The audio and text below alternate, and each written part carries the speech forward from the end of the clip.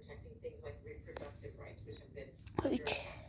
Georgia, you have Vice President Harris, who is going to shadow from my head to run this government. Democracy is trying not to make it a focal point, but now we see the president really hitting. But now they really settled on this contrast about the age of ideas. We just saw that new ad that tries to turn it into advantage, talking about his experience, his wisdom, and his ability to get things done. A joke about his age after he says, he endorses the message of the campaign. So I think we're going to see him settle around that. Yesterday, I was at the president's event in Pennsylvania. One voter telling me that she did not watch his State of the Union address because she was too worried that he would stumble or look old or elderly. She read the news reports the next morning and said she was pleased. But I think that's just a reflection that this concern about his age is widespread, not just among Republicans and independents, but even among his most loyal supporters. Yeah, Tyler, the fact that Trump is 3-4 years younger than him, is that not something that, I guess it hasn't really seeped into most people's understanding of these two presumptive nominees?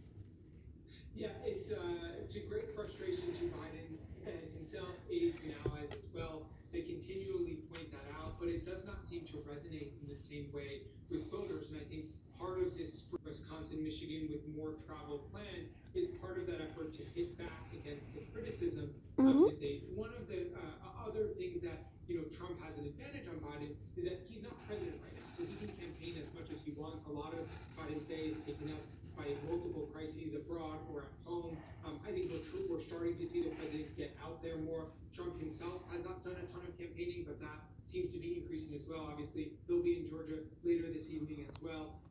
But it's definitely something. Peter Alexander, Vice President Harris, kind of deflected, I guess, answering whether she or the president will participate in debate. in a debate in years. He didn't participate in a single debate during the primary. Fine for the campaigns to decide for themselves whether they participate in that. But I think at this point, it's not a matter for most voters, even those that are persuadable, seeing these two men side by side. I think the differences between Pager and Kim Atkins, Thor, I thank you so much for being with us this morning. Appreciate it.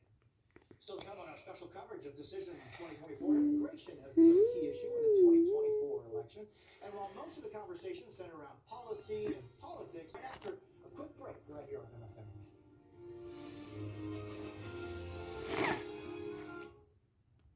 With NeuroTech, talk to your doctor about NeuroTech today.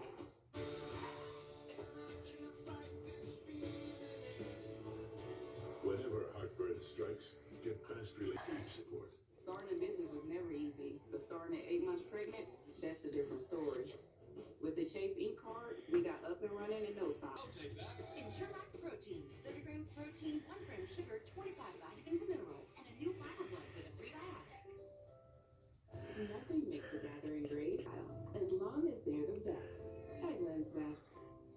With moderate to severe plaque psoriasis. Emerge as you. With Tremfya, most people saw 90% clearer skin at 4 months, and the majority stayed clear for 5 years. Tremfya is proven to hold. Wait, no, I'm always hot. Sleep against that. Most powerful force of all. Your money is a multitasker, automatically diversified in Coalition of voters will be critical for his campaign. For more on this, I'm joined by Jim. Said in that State of the Union address that diversity is a core. What a great question. Well, listen, not only is diversity a core value, it is Today, where this issue is so 5%.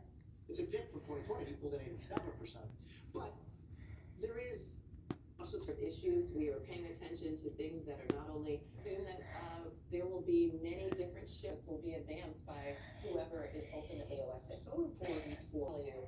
I was so thrilled to hear the president embrace voting, brought us into this multiracial democracy.